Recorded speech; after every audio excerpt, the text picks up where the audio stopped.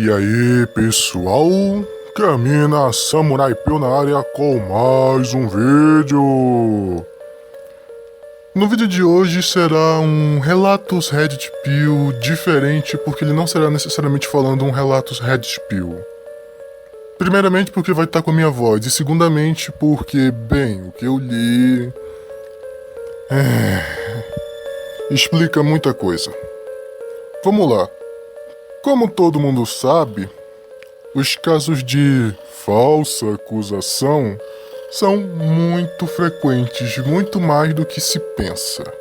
E que eles rolam a rodo e aumentam cada dia mais. Mas, pelas estatísticas oficiais, eles são somente de 2 até no máximo 10% dos casos. E nisso, bem, o pessoal usa isso contra nós e blá blá blá blá blá blá blá blá blá.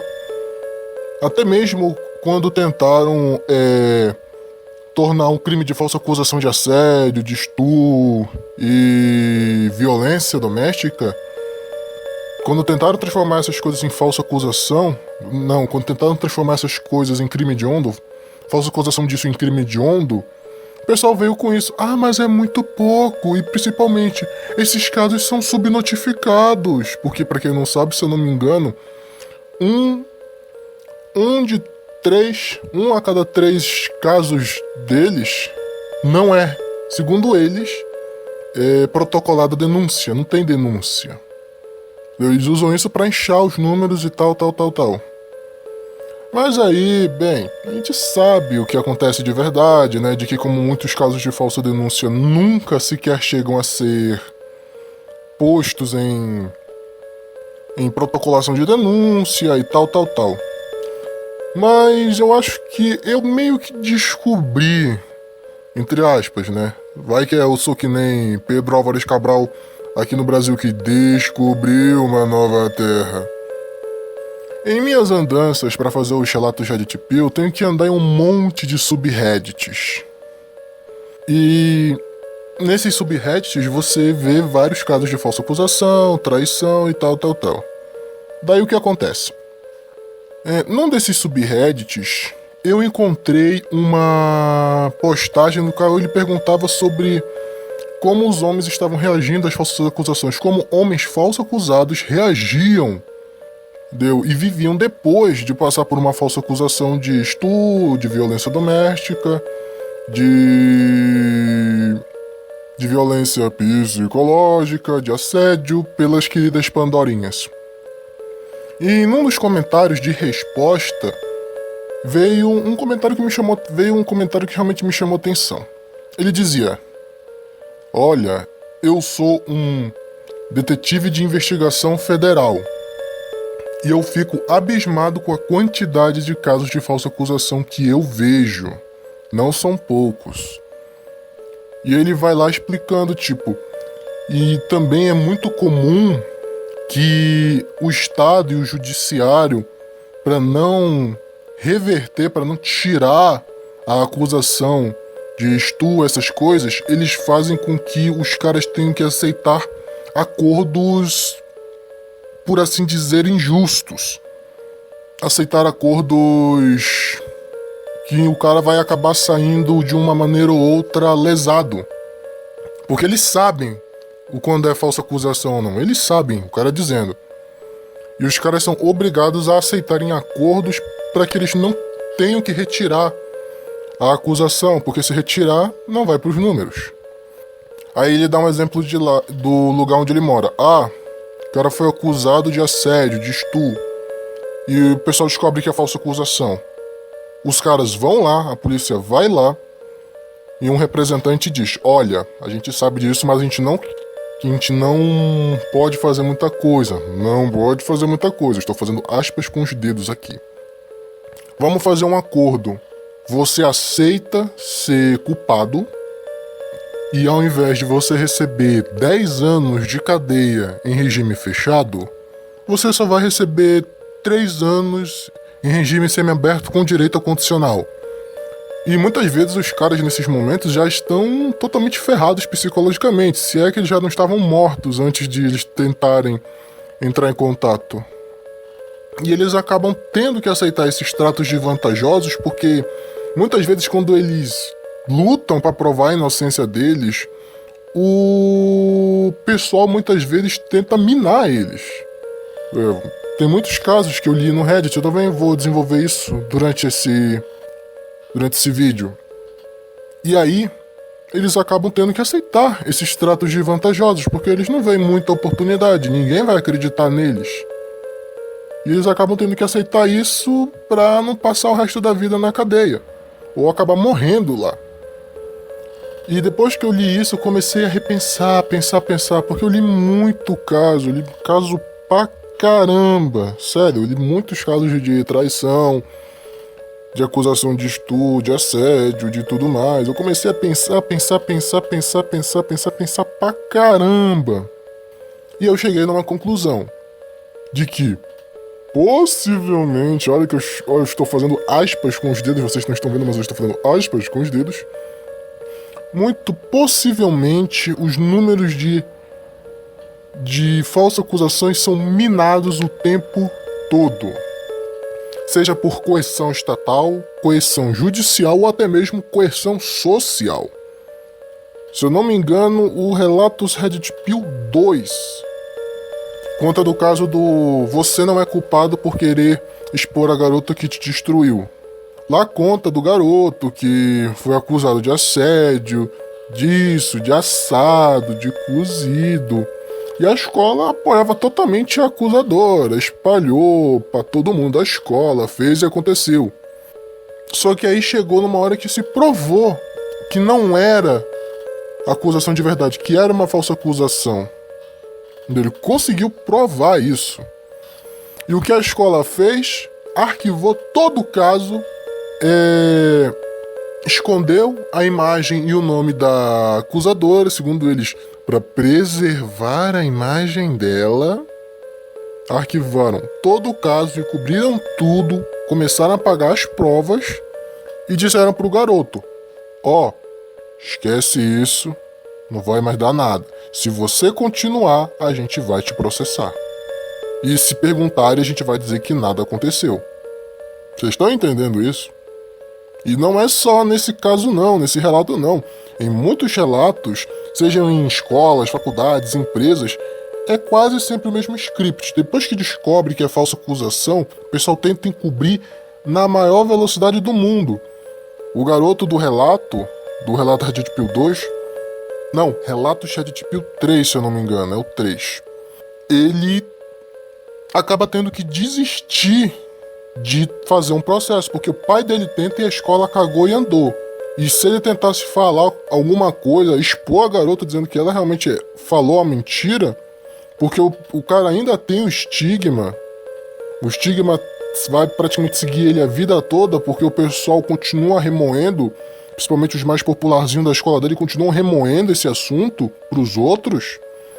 Ele vai carregar esse estigma de violador pro resto da vida.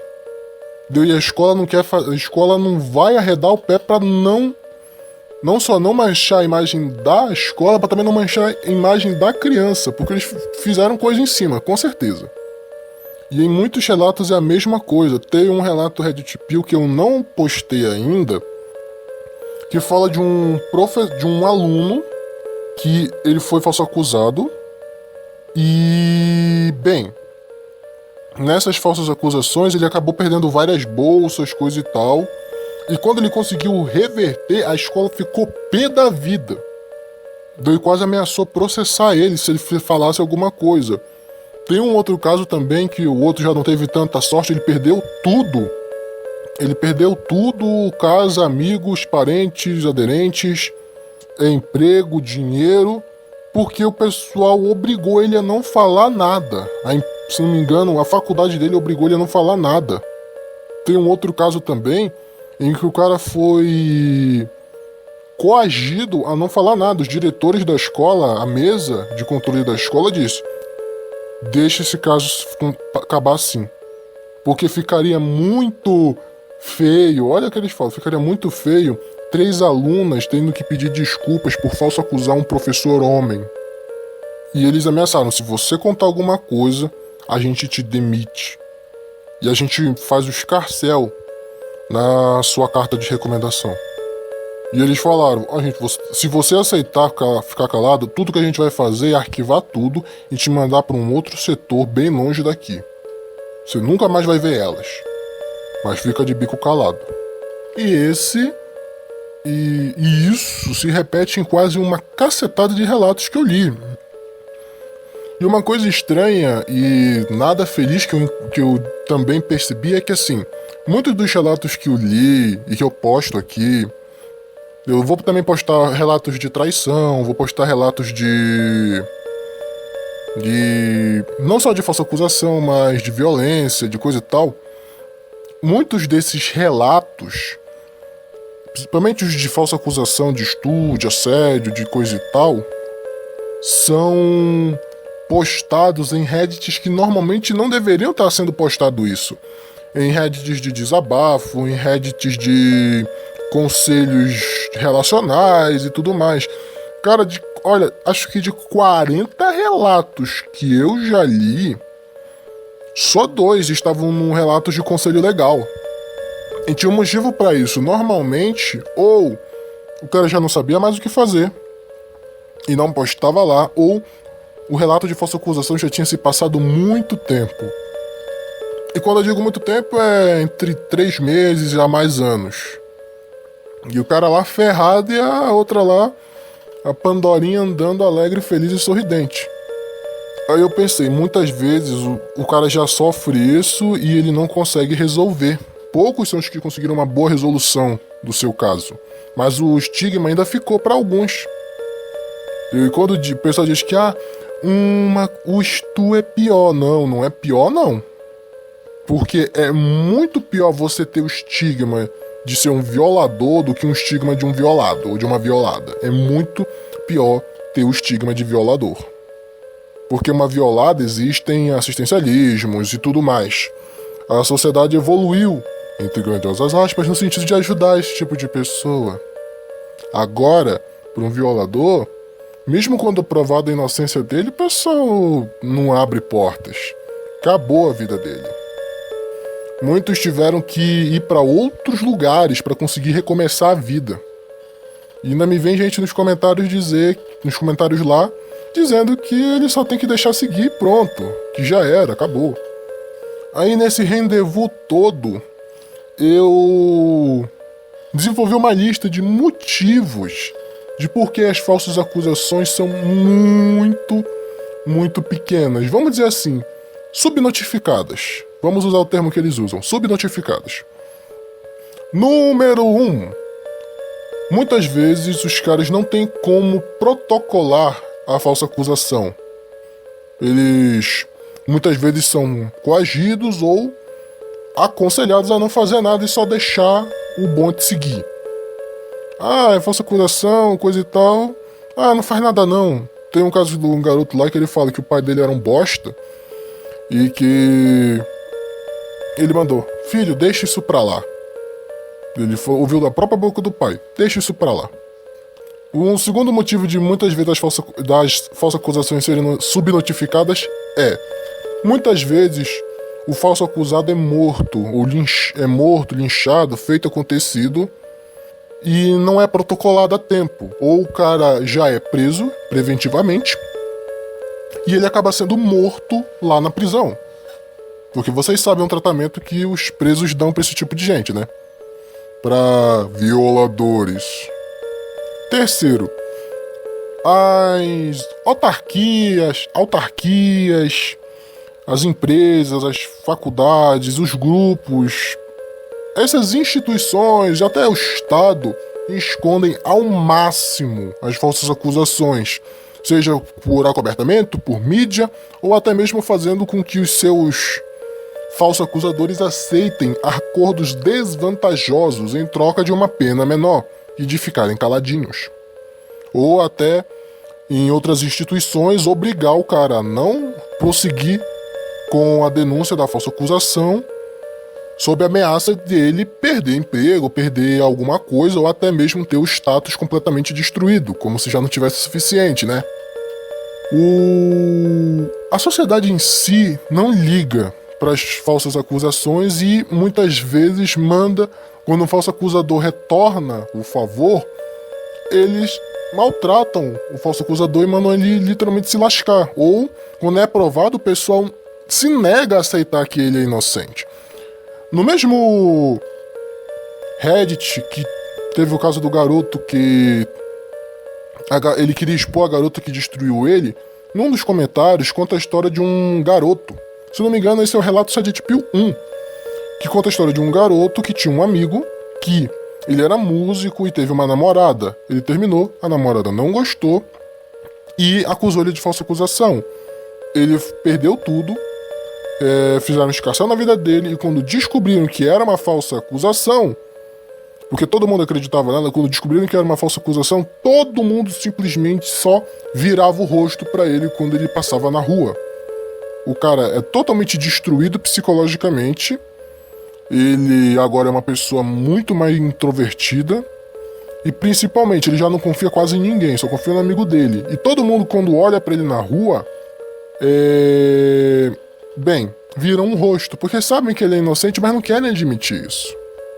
Porque quando o cara é um violador em potencial, quando ele é considerado um violador, o pessoal olha com desprezo, acontece na vida dele. Mas agora que eles sabem que ele é inocente, por causa da vergonha, eles simplesmente viram o rosto, porque eles não querem olhar nos olhos. E quinto, que é um dos principais motivos das falsas acusações serem tão subnotificadas. O método de, por assim dizer, de contabilizar as falsas acusações é muito precário, porque ele só leva em consideração quando a falsa denúncia é realmente protocolada e levada ao judiciário e o cara vence e é deferido no número a vero que aquilo foi uma falsa acusação. Não dá pra fazer isso, principalmente numa falsa acusação de estupro, assédio e coisas que muitas vezes o cara não consegue chegar ao veredito vivo, ou pelo menos fora das grades. Eles não conseguem. Mas se a gente usar um método melhor, vai ver que tem muita mais acusação de estupro, tem muito mais estupro, assédio, violência. Olha, vamos levar em consideração o seguinte. Vamos fazer um exemplo. Vamos usar um número legal aqui.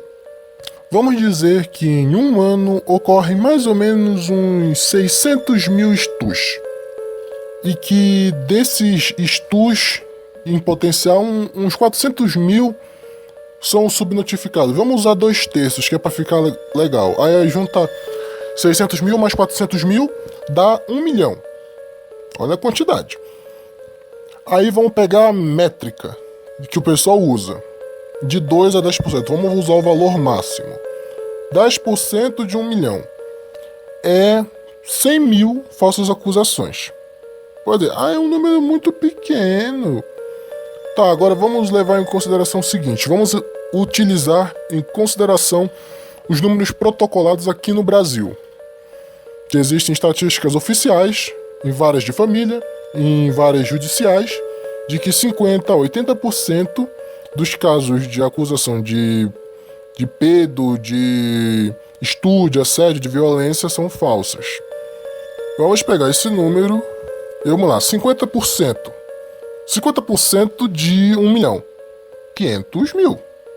Ou seja, só nesse número existem 500 mil casos verdadeiros e outros 500 mil de casos falsos.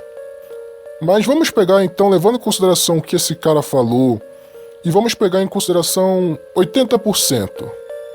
80% de 1 milhão é 800 mil. 800 mil menos 1 milhão é igual a somente 200 mil casos válidos de acusações de estupro, de violência doméstica, de assédio sexual e outras coisas contra mulher. Vocês estão vendo agora? Se a gente levar em consideração esse gráfico e levar em consideração o que esse cara falou, isso porque eu não vou utilizar os 90%, que tem lugar que é confirmado que é 90%, mas ninguém liga. Todos esses mais de 800 mil caras que levaram o farelo numa acusação. Agora vamos pegar e levar a zero o 10%, que é os casos confirmados pela estatística oficial. 10% de 800 mil é 80 mil. Ou seja, de 10 casos de falsa acusação, usando o número máximo, na métrica máxima, só um caso é não só protocolada a denúncia, mas também é comprovado a vero que o cara tinha sido falso acusado, enquanto os outros 9, bem, ou foram linchados até a morte, ou estão presos, ou o pessoal simplesmente arquivou o caso sem que o cara pudesse fazer alguma coisa. Quero ver filho sem mãe, algum corno, alguma corna, dizer que os casos de estupro, de violência doméstica, de assédio são subnotificados, porque se esses casos são subnotificados, se é um crime subnotificado, falsa acusação, no mínimo, é 4 vezes mais subnotificada. Então não venha com essa. Aqui é o Caminho na Samurai Bill. Curtam, comentem, se inscrevam no canal, compartilhem o vídeo e até a próxima!